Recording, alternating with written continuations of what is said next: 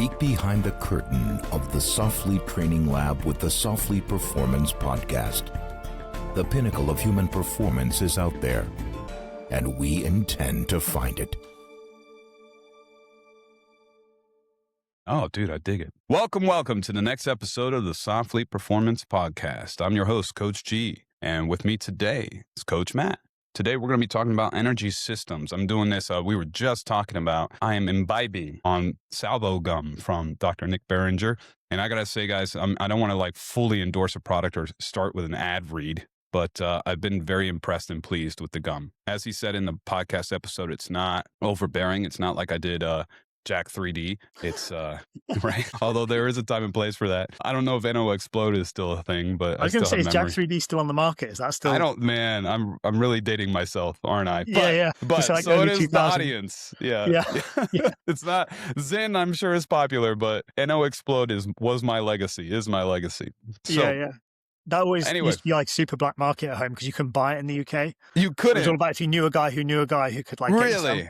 Yeah, What about Fedra? What was that like? Because, I mean, it got banned and it was like pulled off shelves immediately. Yeah. As far as I remember, it was always like banned substance list and then just not available. Okay. What about Hydrox? Again, if you knew a guy who knew a guy, you could probably get some. But okay. What about Hydroxycut? Because that was huge at Camp Pendleton. I feel like, I might be wrong, but I feel like that might have been something that they had like an EU UK version of. Okay. And it wasn't really like, it didn't really do what it said it did on the tin, but it was available.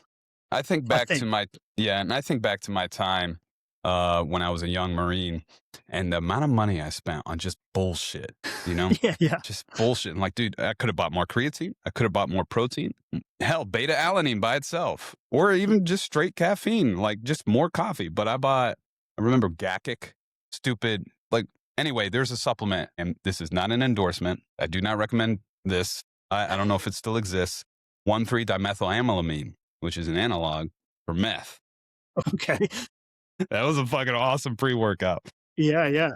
Anyway, I never popped on anything, but that thing was fucking great. Anyway. Just chewing on glass. I digress.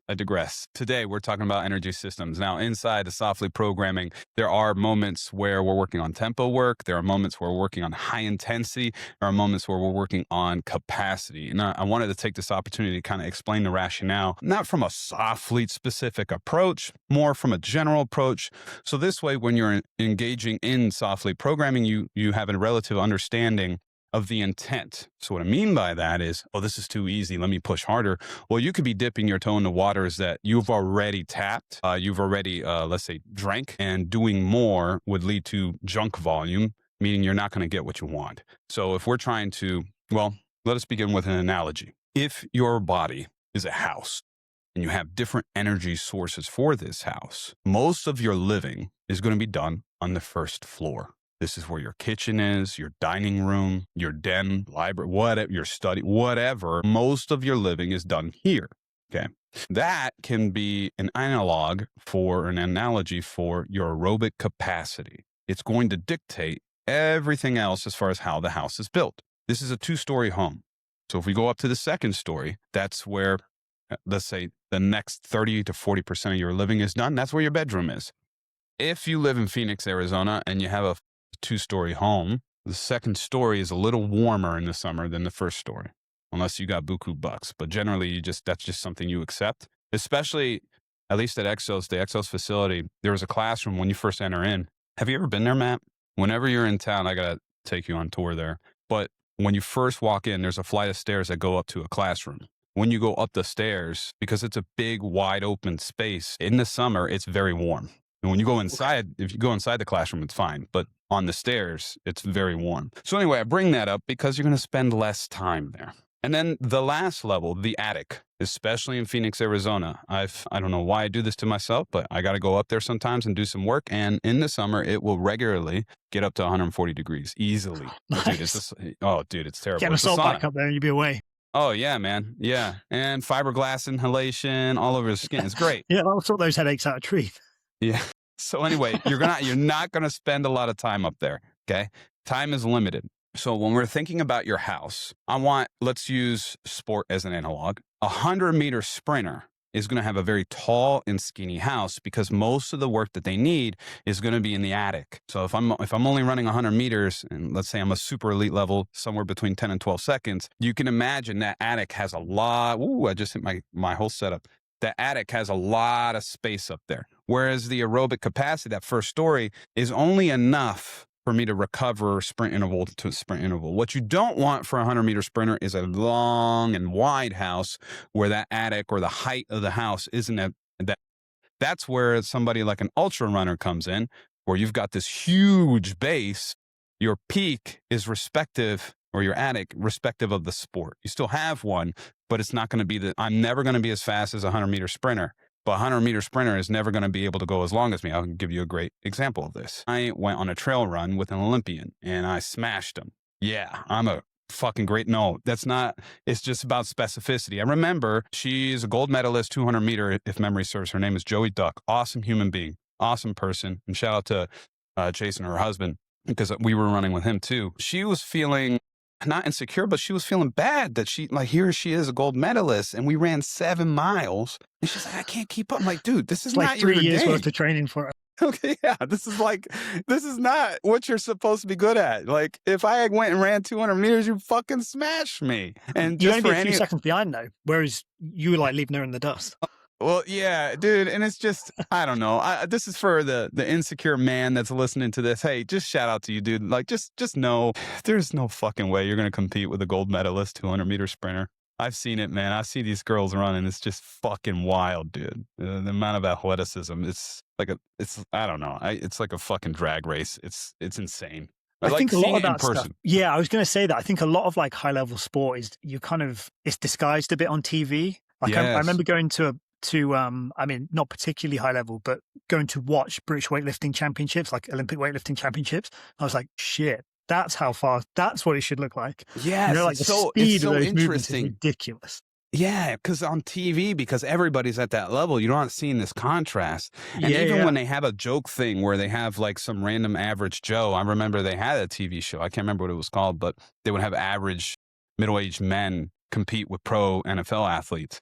And even then, like something about the camera, because you're not there, it masks. You haven't got that perspective. Yeah. But when you see it in person, dude, there was a Jamaican, I can't remember her name, shame on me, but elite level 100-meter sprinter that trained at Exos. Holy shit, dude. There's no. Yeah.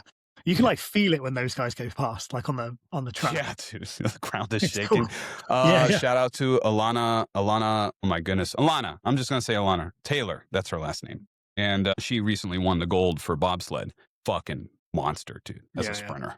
But anyway, got off track there. Tall, skinny house. That's what these people are. For military, if you look at Softly, especially the Raider program, there's a lot of volume there. That's, let's say, moderate intensity. That's going to live on the second story. So you're going to have a robust second story from a aerobic output. I was going to say capacity, but that's not the right term. You can even think of that as lactate threshold work, anaerobic threshold work. Here's the thing I want listeners to understand. If that's the dragon I'm most comfortable riding, then if I'm training on my own, you can see how I'm going to start to turn everything into a Metcon. So when Coach Matt has programmed aerobic capacity work, low intensity work, and I feel like it's not hard enough and I'm not paying attention, I'm going to put on my favorite music, the intensity is going to ramp up, and next thing you know, you're in tempo land again. So when we train, we want to have clear goals as far as what the adaptation is and set up the programming accordingly. So if we want aerobic capacity work, we're staying within that first story so that we can teach the body to get a bigger story. And then here's what I mean by that. You can widen, which means that you can go for a long time, or you can build a taller ceiling. So you go from an 8-foot ceiling to a 12-foot ceiling. What does that feel like? Well, you can stay at a lower intensity, but at a higher speed, if that makes sense. Yeah. Okay. Versus length. Let's see. If the goal is, let's say, power cleans, and I've only got doubles that day, then if I'm training at intensities that generally I could bust out a set of, 40 sets of 2, that's still threshold work. That is not true sprint capacity work, or I shouldn't say capacity, but output work, sprint ability. So Matt, all that being said, what comes to mind? What are your thoughts? Yeah. So I think this is the thing. Like when we go through, when I say we, like as in G and I and other coaches, when we go through all our education and training and stuff like that, the vast majority of it is based on assumptions and literature and theories that are largely founded either in a lab or on the sports field. And in both of those environments, it's super controlled. Like you, by and large, in both of those things, you know how fast you're going to and how long for, certain heart rate, speeds, things like that. Everything's pretty measurable. So it's super easy to reverse engineer. If I know as a powerlifter, if I know I need to perform in these movements, these exercises at this time, you can kind of reverse engineer back from that. And that makes training quite easy, relatively, I should say not easy. It makes it quite simple. Like we understand, okay, this is what we need to build up to.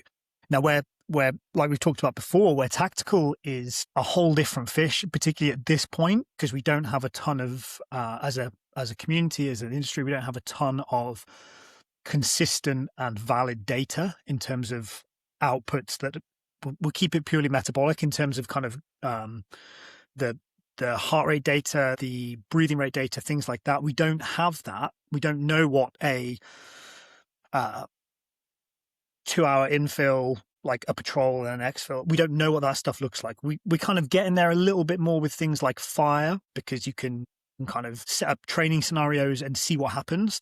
But obviously that's very different from the real world. But what I'm kind of getting at is it's way harder to reverse engineer back from that at the moment. I think give it 5-10 years, I think we'll probably have a way better handle on that stuff. But at the moment it's tough. So what we have to look more to is the other side of the coin, which is often forgotten about. Typically it's I'm an X and I need to train for that. But we forget about what the person brings, or more importantly, doesn't bring to that side of things. And I think in tactical, that's really important, looking at the individual person, be it kind of formal assessment or just anecdote, just conversation, just speaking to them.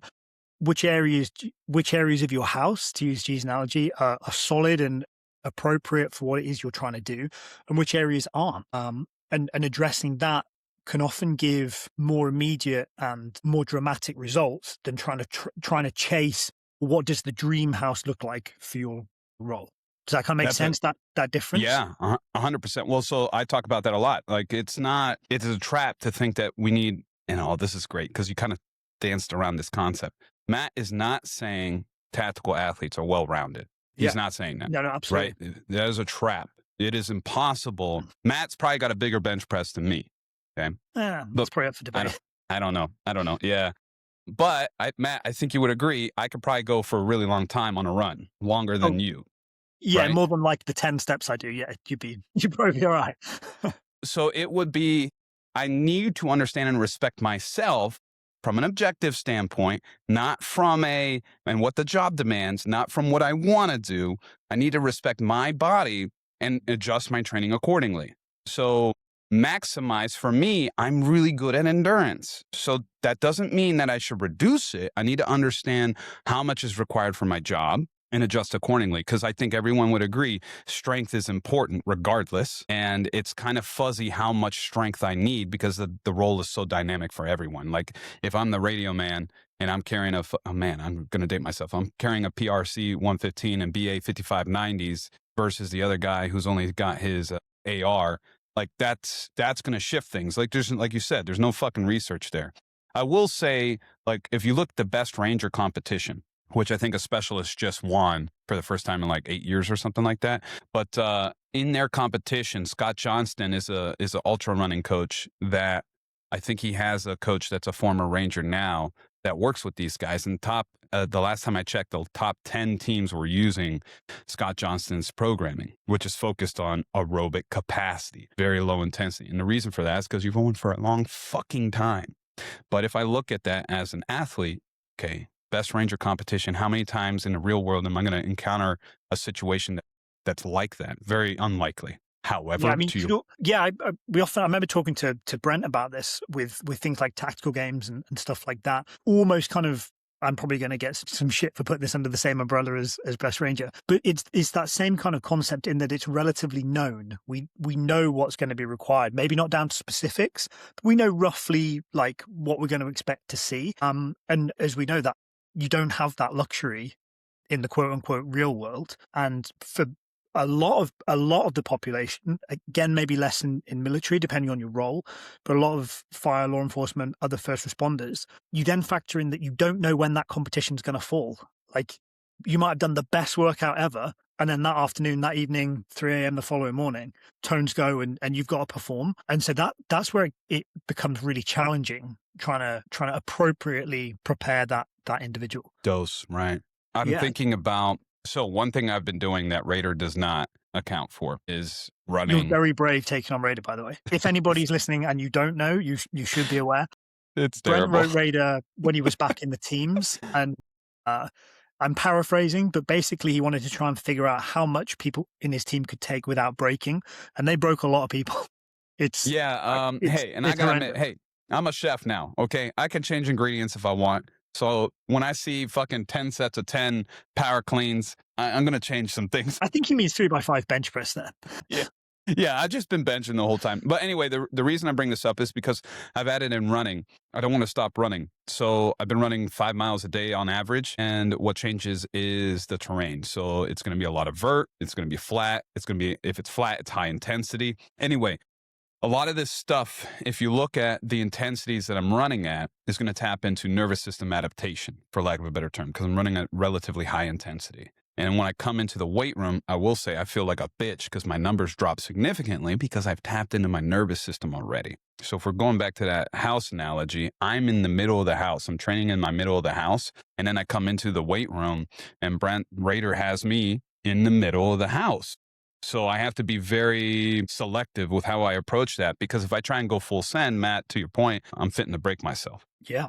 Your body will pump the brakes. Something will break. You kind of touched on this at the top as well, like when we first started talking about this. And I think that's a really easy trap to fall into within tactical, because we don't have seasons. Typically, we don't have prescribed off seasons where you're going to have a chill. And the kind of cultural, societal pressure is that anytime you train, it should be like you should be bleeding tears. And the kind of you need to have hard stuff. You need Raider moments. You need moments where like you got to have like a long, hard look at yourself and push through, or not, as the case may be. But the risk, of doing that too often isn't that you're going to have some catastrophic injury and you're just going to explode. Typically, that the likelihood of that isn't super high.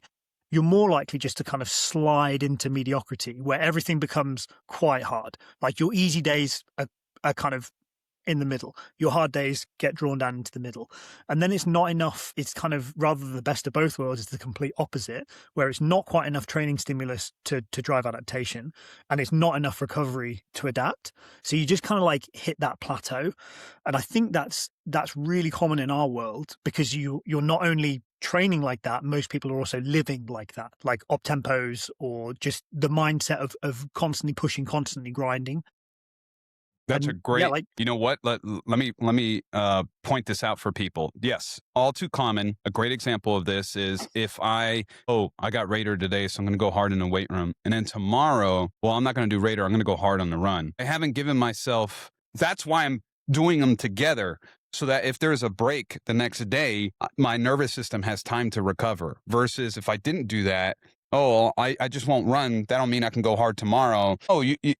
Your nervous system requires around 72 to 96 hours to fully recover. So, that box is checked. So it's okay for me to come in the weight room, smash myself in here on the same day. I would rather you do that than, try and do hard or moderate intensity every day. It just doesn't fucking work like that unless you got chemical help. Well, and I think that's another really interesting point that kind of comes up as something that's relatively unique within our world, is the vast majority of people that are following our app, that are training, aren't necessarily getting paid or a blocked out time to train, to work out. So it's kind of, where am I trying to go with this? Yeah, that's kind of a whole different conversation. We'll talk about that another time. The other thing that we haven't talked about yet is when you said understanding the individual, it made me think of, shout out to Judy, who just recently completed her Army fitness test. I talked to her about the sprint drag carry event, and we spent a lot of time, and it was new for her. We spent a lot of time just sprinting 15-minute intervals, maybe 20, right? So, and that was new, because in her head, I have to do the sprint drag carry full distances all the time, or even I need to go a little bit longer. What that's going to focus on is in the endurance aspects. And you guys are already, I'm saying when you guys, listeners, you're already good at the endurance piece. The sprint intensity or speed or the acceleration aspect, not focused on as much. And over 50% of and we talked about this on the YouTube series that we did, over 50% of your speed is going to be generated within the first 3 steps, over 50% of your top speed. So we're going to spend a lot of time there because there's a lot of technical aspects that easy money, so to speak, if we get it right. And wouldn't you know it, well, now this is a programmatic error on my part, but she did great at acceleration. We could have focused a little bit more on the speed endurance aspect. But she has a young kid, and it was tough from a scheduling standpoint. Yeah, and so much of it is familiarity with the test as well. Like you just get so when I was serving the multi-stage fitness test, like 20-meter shuttles was kind of the aerobic capacity side of the fitness test for most of our guys, and people would again fall into that same trap. Well, when I get to the back end of a MSFT, of a bleep test, it sucks. It's really hard work. Like I'm out of breath. That must mean I need more endurance. Yeah. And so I'll go out for a long run because that's what that feels like. And like, yeah, like as you guys found, that's not really the issue. It's the familiar. You just need to be practicing the test. A bit like when back in high school days, I know your system's a little bit different to ours at home.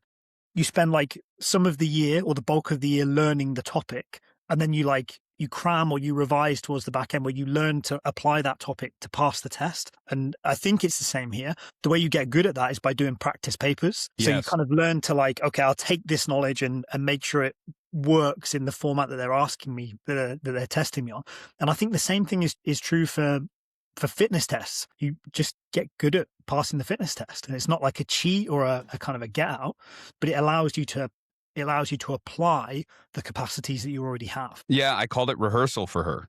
Yeah. Because like the 2 weeks prior, like, okay, this is your rehearsal. It's just like, and then the day, I want to say 2 days before, okay, any of the subjects that and here's the thing, it's like, I left it up to her. 45 minutes, whatever you don't feel good about, this is your time to rehearse that. Yeah. And I didn't fucking tell her what to do because, yeah, to your point, for me at that point, it was like, think of it, and she's in the Army band, so think of it as your last rehearsal. You want to focus on your weak areas, right? And she found what was really interesting is the parallels with being an expert musician, performing, getting ready for a performance, and training. Very similar principles. Like the deload, they deload too. Yeah. So anyway, going back to super nerdy like neuro stuff, we can kind of 100%. unpack another time as well with learning that's come across in the musical world. That's really interesting. Yeah, like for example, now this is a military first responder issue. Again, psychologically, how we train. At first, she really struggled with all the aerobic capacity work that we were doing. She wanted to. It's not that she wanted to. She just. How do I put this? The goal was for her to run 15 minutes a day every day at low intensity for aerobic capacity work, minimum. Is that what I want from a coaching standpoint? No, I want fucking 45 minutes, but we're going to start at 15 minutes. And once we were talking about it, because she was really like trying to wrap her head around like, why do I have to do this? And I brought up, if you're into music theory at all, scales, which is a fundamental, it's like working on your free throw. It's fundamental for musicians to understand scales. And she realized like, because she instructs other musicians, she's like, I'm constantly telling musicians that they need to practice their scales. You can never focus too much on fundamentals. And it clicked for her. And it's like, it's the same thing with the running. Like we're focusing on fundamentals. Anyway, so going back to the sprint drag carry event, she understood. And now we can argue that how do I put this? If I were to look at a bell curve, I've talked about this on the YouTube series. Let's bring this up. Repeat sprintability. Let's say I had you run 50 meters 6 times and we had a certain amount of rest in between. Let's say 90 seconds. You sprint 100, what did I say? 50 meters? Yeah, I'm being sick. Okay.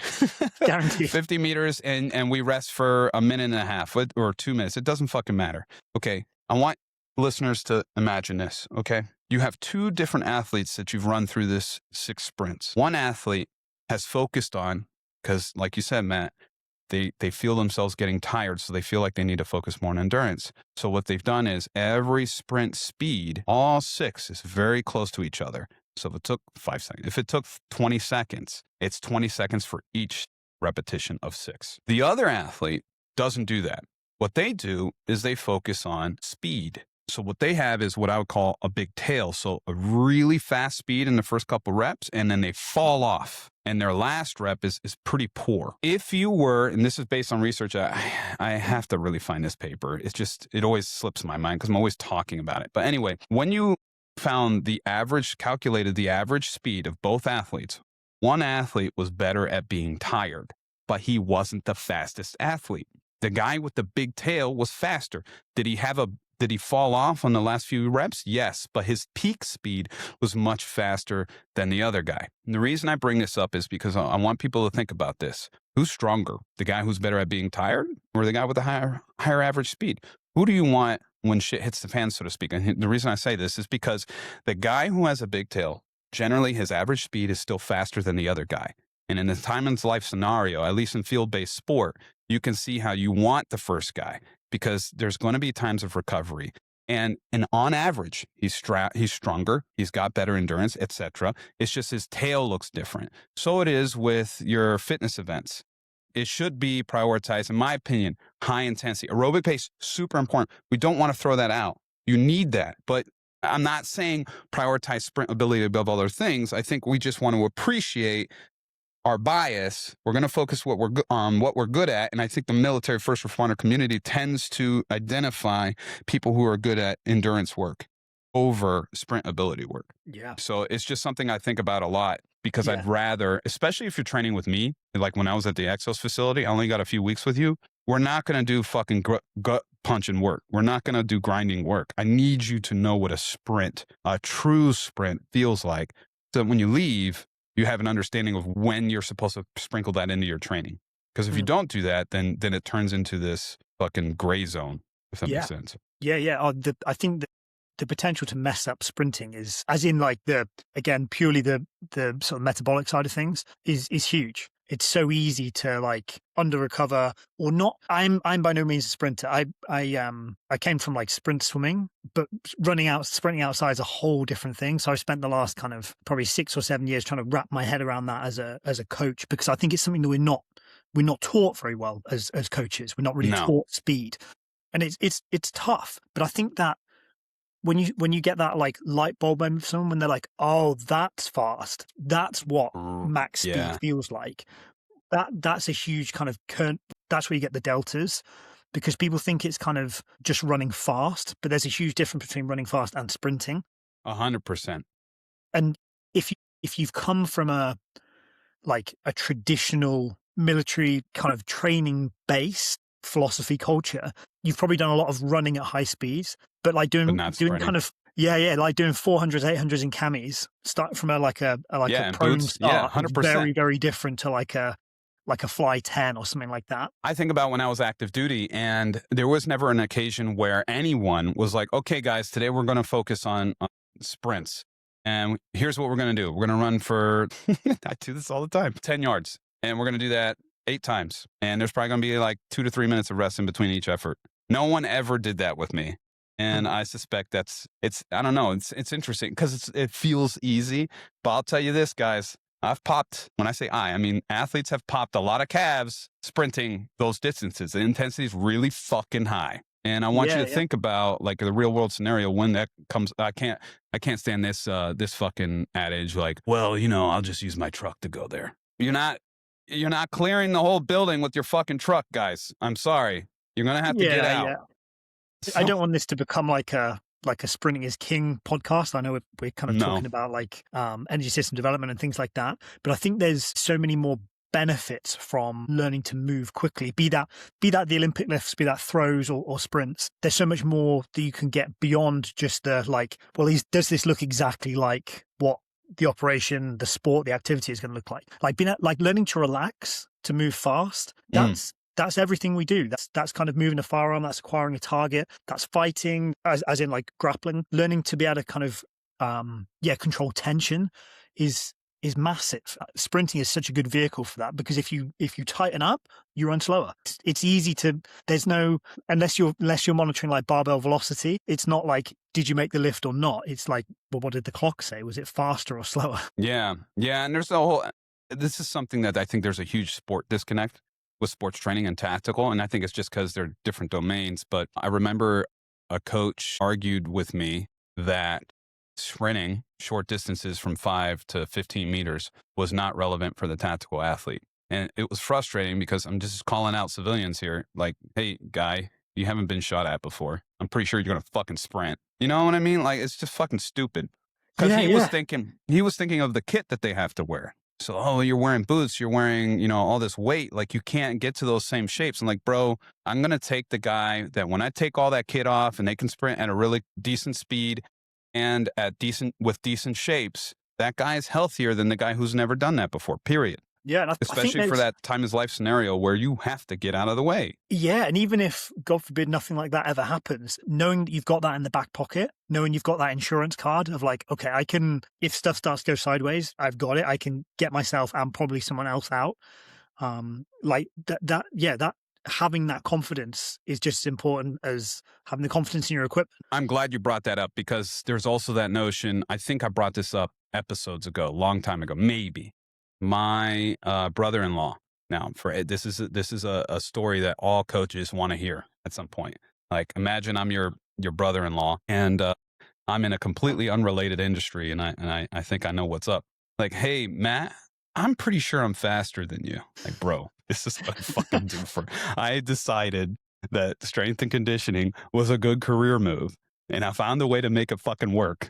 So I sprint regularly. So anyway, I bring this up because, yeah, confidence, man. Like, you need to be able, when's the last time you sprinted 20 meters, 30 meters? Think about your social circle, the people that you know. I think about my dad. My dad hasn't sprinted in years. Is the chance of him needing to zero in the next 10 years? No, it's not. There's some chance that he needs to be ready. And you don't want to be in a, go ahead. No, I was just going to say, I know in the States, like cardiac health conditions are kind of a big killer, but certainly in the UK, I know the stats for falls for like the over 60s is like, if you fall and you go in a home or a hospital, 65, 70, that's going to take its toll. And sprinting is, yes, you have to be strong, but sprinting is the ability to move that foot to catch yourself when you slip 100%. And trip. Yeah. And obviously that's hugely important for kind of older geriatric population. You don't want to fall and bust that hip like Doris and be in the hospital.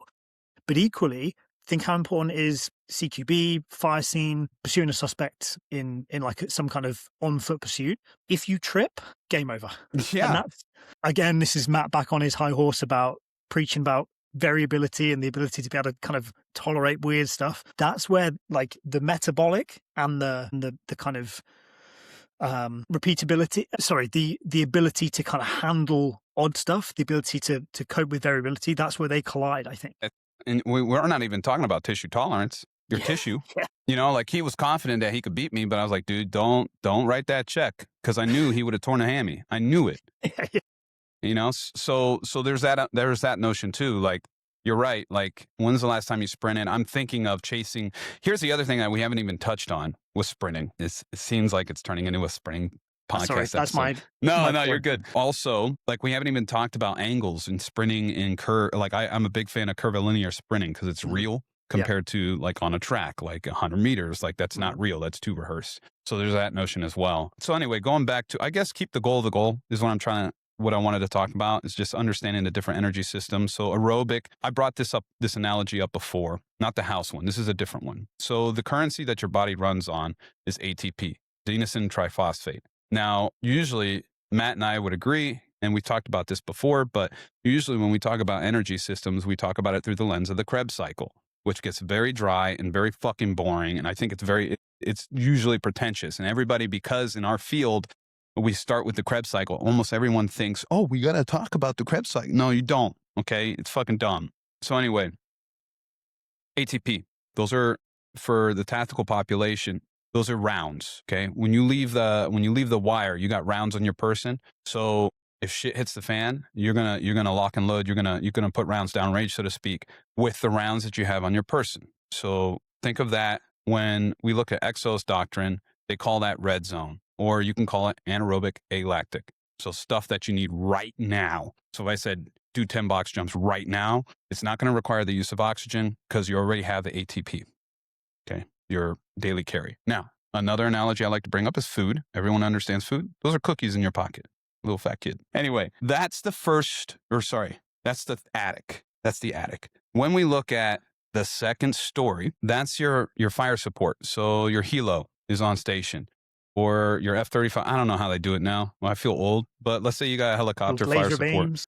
Yeah, right? Fucking drones now. I posted this on my stories the other day. I'm old enough to remember when IEDs didn't fly. Fucking crazy. This is fucking crazy. Anyway, your fire support, okay? So they're on station for a limited amount of time, but they could put a lot of rounds downrange. If we're using the food analogy, this is a bag of cookies. So the other one I had just spare cookies in my pocket. This is a bag of cookies. It takes some effort, and I have cookies. Let's see. There's also financials. So if we go take a step back, and let's go backwards for a bit. If cookies in my pocket ready to eat are the top of the attic, you can also use money in your pocket.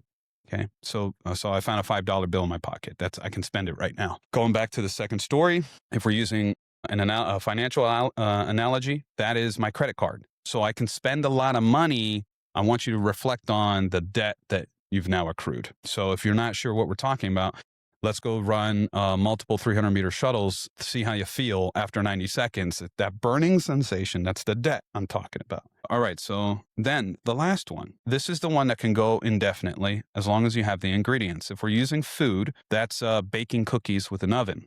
Okay, so all I have to do is mix up the right ingredients and I can keep going. It takes a while to preheat that oven, but once we get it going, I can be very efficient. Okay, to use financials, that's taking out a loan. It's going to take some time to get through the process, but I'm going to have access to a lot of funds as long as I have a job to pay off the mortgage, so to speak. And then the tactical analogy would be your communication system. It's always running, okay? When shit hits the fan, I'm going to be talking on that radio a lot more, okay? Takes a while to get my radio checks and the systems up and all that. If you're in fucking comm, you know what it is to not have comms for no fucking reason and troubleshoot for the next fucking 3 hours. But anyway, once you get it going, you're talking on the radio a lot. You don't have a lot going on, then you're not talking on the radio a lot. So anyway, I bring this all up because you need to understand the zones, the adaptations that we're going to get from these different, let's say, systems. I don't know where else I was going with that, but I hope that kind of helps paint a picture as far as getting away from traditional ways of speaking to it. Yeah, definitely makes it less scary. And I think where it's really useful is it gets us away from it's hard, so it must be good. Like the hard, yes. The fact that something feels hard is a separate, that's if you're doing radar, effort hard and isn't intensity. given, and it's not necessarily relevant. It's not necessarily related, I should say, to whether you're working in the attic, the second or first floor. Yeah, effort and intensity aren't the same thing. And to your point, once I've eaten those cookies or once I've spent those rounds that are on my person, that's it. Like I got to rely on other systems. So if, like, let's say I'm on patrol and I use all the rounds on me because we get in a firefight, I got to call up fire support. That, like, I have no more rounds. So now think about that from a training aspect. I've already spent my rounds. Just because it feels hard doesn't mean I'm going to get more rounds. It's done. You have to wait. You have to rest. Yeah, then the other thing I think, especially for tactical and military first responders, we've talked about zone 2. That's your communication system. That's your first story. The bigger that is, theoretically, the more resilient you'll be. I say theoretically because we pointed out, like, this is a very liquid, dynamic, hard to put your finger on. It's not like a wide receiver running a 4.240. Like it's there's a lot of unknowns there. Yeah, and that's where it's often overlooked, I think, within sort of training prescription and certainly within our world, is like, I guess it would almost be the basement. In truth, it's still the first floor, but it's like the foundations is just your base physical activity. So we get so wrapped up in like, what did you do in the 60s, 90 minutes that you were in the gym? Maybe like barely leave our seat, barely leave sitting down for the rest of the day. And there's a big mismatch in there, I think. Oh, yeah, you're 100% right. Yeah, if you can kind of keep your training stuff relatively decent, but even just increase the number of steps you do, like such a basic thing. If you can just increase the number of steps you do, that's going to have a massive improvement. Let's keep this purely metabolic. That's going to have a massive improvement just in that really low level, like fat burning, the ability to, G was talking about keeping the oven going. That's the thing that kind of keeps the oven at temperature, keeps it efficient, and that everything else is based on. Yeah, I don't know why my head went here, but my head went to dogs. So a greyhound is known for sleeping for a very long time.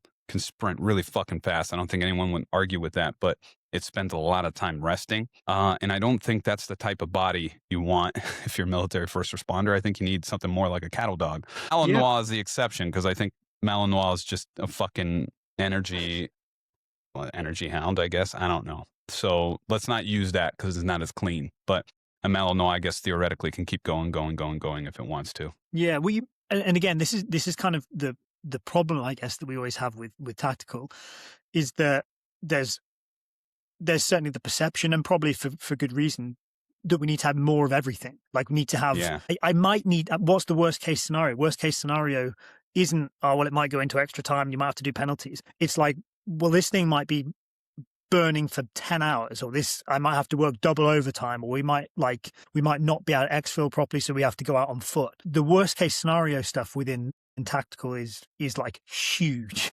The potential there. And I think if you try and base your training on meeting all the demands that could happen, I think you're on a hiding to nothing, because you'll overwhelm your system.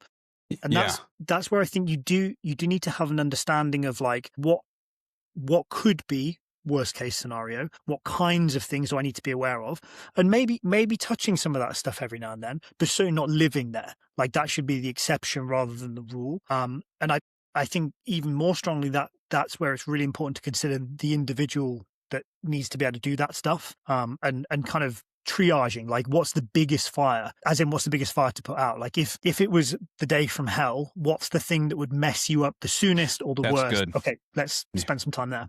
That's a good, I keep thinking, I don't know why, but my head, which I feel like most of the people using Softly don't fall in this bucket, but they probably know someone that just focuses on, it just looks like a meathead. Yeah. You know, and it's like, and they think that they can solve which we talked about this on the first episode, principles over methods. They think they can solve the aerobic problem with more muscle mass. Yeah. Yeah. And I think especially for military first responders, your life is on the line on the regular, and you really need to, in my opinion, be more objective. Don't do training you want to do necessarily. Do training that you need to do. To your point, like every now and then touch on. Absolutely. Let's come back. Yeah. I just want to go back to the AFT thing, prep. Again, another, I don't want to call it misunderstanding. Let's call it conception. So Judy was also surprised with the number of box jumps she had to do. When I say that, it's because I gave her 3 sets of 3. She's like, really? That's it? If you think about CrossFit, that's nothing. But we're focused on power output, complete peak. Like that's all 9 shots is what you get. That's it. Versus if I said, you got to do 12. Think about what happens to your intensity then, you know? Yeah. And that's what she wanted to do. Or like, because that's what she knew. I was going to say, that's what we're familiar with. We're familiar with like, and again, I'm kind of biased, came through a different system. 95% of the training that you see if you walk into any kind of squadron gym or training environment is either circuit based, like circuit training. And I'm not talking about like hitting one snatch and then resting for 3 minutes before you move on and do something else. I'm talking like endless push-ups or mountain climbers or box jumps, or running and rucking for distance. I mean, that's a whole nother kind of conversation as to why that's so deeply embedded within our culture within the military. And I'm also not saying that it's a bad thing. I do think we need to have that stuff in there, but that can't be all you're exposed to, because like you were saying, G, that then just becomes the lens through which you look at everything else. So the box jump, what you think is 100% is 100% if you were going to be going for a minute times 10, like times 10 rapid 10 stations, but it's not what you're after as a practitioner, where you're trying to elicit like peak power, rate of force development and stuff like that. Yeah, there was a Panama City Dive School, and maybe I brought this up before, but we wrote programming for them, for their students. So the prospective divers, and the instructors were meant to run it. Well, prior to them running it, I had them train themselves so they could, and I remember it was a 3x3. I think it was a barbell deadlift, 3x3. So you already know right there, like we're not using that for power. We're using that for strength, right? Well, this one dude, I could tell he made everyone else uncomfortable. He was a younger officer, and he blazed through it. Everybody probably took around an hour, and he blazed through it in 30 minutes. Why? He turned it into a Metcon. I was like, this is easy. I'm like, dude, this is complete. I want you to get fucking stronger. This is not a work capacity thing. And it was really frustrating trying to get through to him because, well, we brought it up, effort versus intensity. He thought they were the same thing. They are not the fucking same thing. Yeah. And like with anything in life, you're going to default to the things that you're familiar with and that you're good at. And I would argue that, again, with a lot of things in life, but with training in particular, there's probably more mileage in, as long as it's not completely out there, in pursuing the things that you're not so good at or that you don't touch so frequently. Like law of diminishing returns. If you've got someone that's a complete endurance head and they can go for days and days and days and days, adding in an extra 30 minutes or an extra run a week probably isn't going to make that much difference. But if you use that time to develop like peak force or something like that, that's such a novel stimulus. That's something they're so not good at, so not used to. They're going to see huge improvements in that. And then they're probably going to transfer over a bit of time to endurance performance. I'm glad you brought that up because it's something I'm insecure about. All the running that I've been doing, there's a finite capacity to everything. I know I'm not as fast as I used to be because I'm running way, way more than I was before. And I will say this, here's the other thing. Once you've developed the ability and your body understands the shapes, think of your body like a knife. You've created this sharp edge, and maybe now you've changed the profile of it. It's not used in the same way. So that's essentially what I've done to myself. I taught at an NSCA regional conference last year, and I couldn't tell you the last time I sprinted, just like I've been saying, 15 meters. So that was in the back of my head. Man, it's been a while. Anyway, someone took a video of me demoing a certain kind of sled push. Dude, it was all right. I was like, okay, all right. Yeah. Am I as fast? No, but like we just talked about, my shapes are, and let's say the profile is resilient enough that it's sticky. I still got it. So even if some fucking rhino runs up to my driveway, I know I can hit the shapes. And not pay for it tomorrow. Yeah. How many people are like, oh man, if I sprint today, I can do it, but I'm going to feel like shit. That's not, I want you more resilient than that. And that's kind of another thing, going back to you talking about things like comparing what we do to pro sport. We can sacrifice, say, a few meters per second. We can sacrifice a few percentage points in maximum strength, in VO2 max, in top speed, because we've got so many more plates spinning. You can't afford to drop a plate effectively. I'm kind of mixing metaphors all over the place. So this is good. I love it. We're willing to okay, well, maybe I'm not going to be running a 4.2. Maybe I'm not going to be going absolutely flat out over a 40, but I can do it 10 times a little bit slower. And I can also then go and deadlift and bench and squat and things like that. And that, having some of that generalist approach, I think is really important. I think that's something that historically, look at Raider, that's something that historically Softly's been very, very good at, is creating those generalists. And that's a really good place to start, I think. And once you've got that foundation, then you can start to kind of specialize either based on goals and desires and things that you want to pursue professionally or outside of work, or on chasing your deficits. The thing just to be aware of with the energy system stuff, desperately trying to rein this back into the topic, is they're not all created even. So in terms of the ability or the time it takes, so time and resources it takes to improve your aerobic capacity is different to the time it takes to improve your the ATIC that G was talking about, your ATP PCR or your anaerobic system. So the time and the amount of effort that it takes to develop them is different. And also the speed that you lose them is different. Again, that's kind of key for us because we're spinning so many plates. Can you talk more about that? When you say time, how long does it take to, let's say, get improved strength? What are the rates of degradation, and then vice versa for aerobic? Yeah, so I'll keep it kind of fairly general, because it's something that we talk about quite a bit with people when we're.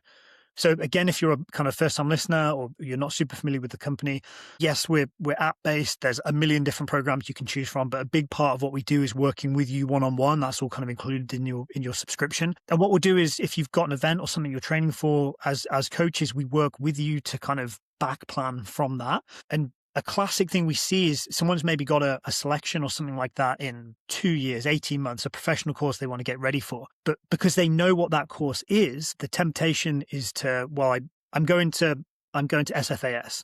So the temptation is, I'll just do the SFAS prep cycle over and over and over again until I go. That's an option.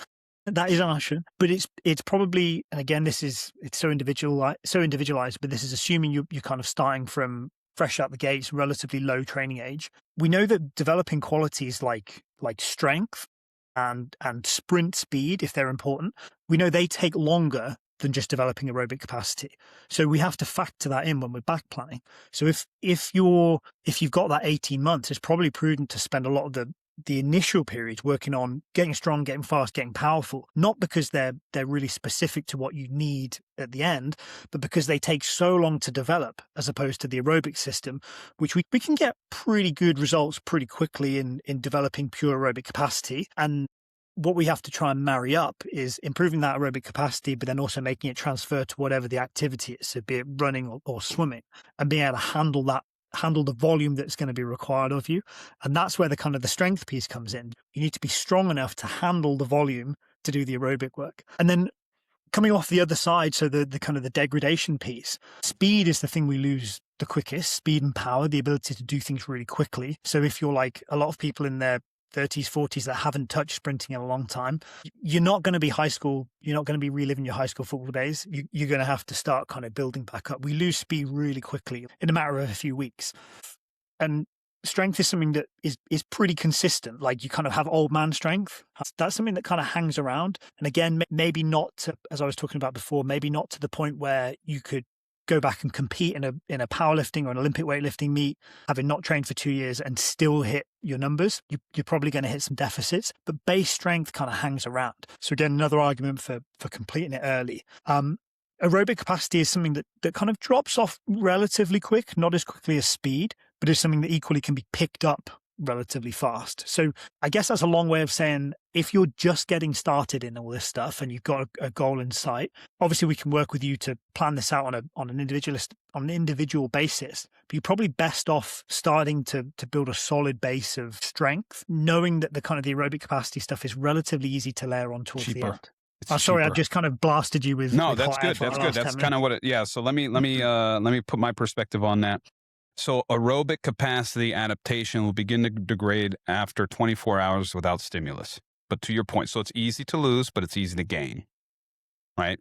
So that's one thing. And then to your point, yes, powers and speed specifically is the hardest thing to obtain and will fall off quickly without stimulus. But to add color to that message, but it doesn't require a lot of work to maintain. Yeah, I was going to bring up kind of microdosing. I think that's got huge potential for our population, because you haven't got the time to do more of everything. So just like your 3x3 box squats, box jumps, like just dosing in, like what's the minimum effective dose? What's the smallest amount of this stuff I need to do to bump that performance up or to keep it up? Yeah. So the way I like to program, we always have power first, always some kind, right? So sometimes we're going to fucking dive deep and stay in power land for the day. And then sometimes it's just going to be, like you said, minimum effective dose. Okay. We know we've hit that. Let's see.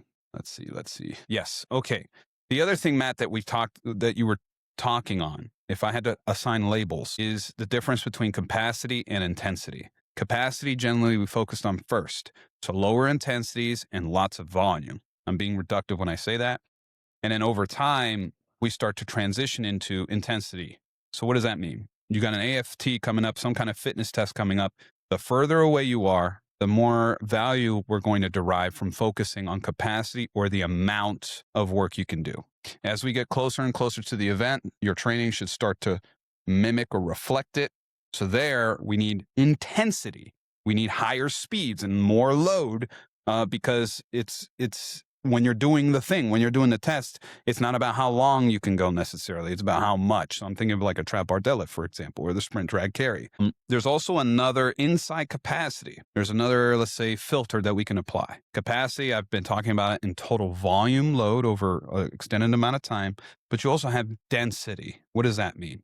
Well, if I'm doing 30 on, 30 off air assault bike rounds, let's say 10 to 12 rounds, 30 on, 30 off. If I now go 45 on, 30 off there, that is increased density. So there's also that lever that you can pull. I want people, you already intuitively understand that if your program goes from 30-second rounds or 30-second intervals to 45, that intensity inside that interval has dropped. And here's where, as a coach, it gets fun. Okay, I'll bump you up to 45 seconds. But when we look at the total load done for the day, we're going to cut that by X amount. So then your intensity can still stay high. Versus, I think the trap maybe people might fall into, Oh, coach says to do 10 rounds of 30 on, 30 off. Next week, it's 45 on, 30 off. We're going to stick with 10 rounds. Well, unless your speed stays at a specific rate, unless like it stays high, then we're kind of wasting our time and we're dipping our toes into waters that, again, we're going back to focusing, well, on capacity, not intensity. So sometimes I'll program. So I just actually did this for Lee, the triathlete. He has the workout is called Crocodile. It's meant for, let's say, threshold work. It's threshold work. And he's going from, he had 15 rounds of 30 on and Sorry, like a minute. Just really quick. Can you just give people an idea of what you mean by threshold? Where does that fit in the house? Oh, that's great. I love that. Okay. If you've ever used a VersaClimber or air assault bike, or you ever done a shuttle run and it starts to burn and it's hard and it feels uncomfortable and it's the kind of workout that you're going to throw up if you keep going, and it's usually around 15 to 20 minutes, that's threshold work. It's hard to maintain that intensity. There's metabolic, hydrogen ion accumulation is occurring. It's changing the pH of your blood and it's making it very uncomfortable. So that's threshold work. So I guess, correct me if I'm wrong, but I guess to kind of continue your house analogy, you're kind of being, you're on the ground floor, the first floor, sorry, American, and you're being like smushed up into the ceiling. Oh, I love that. So you're not quite going into the second floor, but you're being smushed. Well, in my mind, that's the second story that you're in. Okay. And you're pushing, but that's a great analogy. I'm pushing you up against the second story ceiling. It's uncomfortable. Okay. Yeah, because I want a bigger. So another great example is BJJ or any kind of wrestling, a ground combatives thing. Like it just fucking sucks for 3 minutes or so. That's threshold work in my mind. And if we can get you a great example of this that it's fun, but we have sick definitions of it. One of the runs I do is I'll focus on vert covered elevation gain. And I'll be running this week. I did 1,200. I was supposed to do 14, so I got to go back today and do it. But 1,400 feet of elevation gain across 3 miles or something like that. It's cool to I've been focusing on aerobic capacity for so long that now when I'm playing around with threshold work, I remember what it would normally feel like, and it would fucking suck. But because I have this aerobic base, it's robust, I can stay there longer than I would have before. The trade-off is before I was faster. So it was way more uncomfortable, but my speeds were higher. But for what I need to stay there longer for a slightly slower speed, and I'm willing to make that deal. Anyway, where was I going with that? Back to Crocodile. Crocodile, yes. Thank you so much. Okay. So Crocodile, I think he had, it was 12 to 15 rounds of 30 on, 30 off, and I dropped it to 10 rounds, and now he's doing, I got that backwards.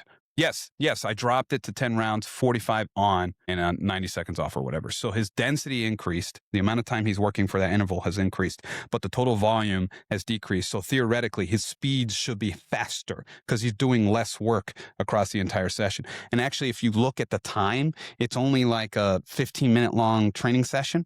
That hasn't changed. It's just the distribution has. So it's really interesting. So we'll see how he does. I got to talk to him about it when he does it. Yeah. All right. So I hope that so let's sum up. Okay, you have your body's a house. You got your first, second story, and then you got the attic. What kind of house do you have? If you love powerlifting, okay, think about the kind of house that you have versus someone that loves to run. That person's going to have a long and wide house. You need to understand who you are as an individual, the environment that you're going to be operating in. What is your job? How can you morph your house to reflect that environment without compromising what you're good at? So if you're a runner, I want that great endurance, but I also need you to be strong. But don't fucking do West Side Barbell and completely stop running. It's not good. Great example of this, a couple of my buddies, they're both under 170 pounds. I think one is 140 pounds. So I got 50 pounds on the guy. He can go endurance-wise, but I'm stronger. That's okay.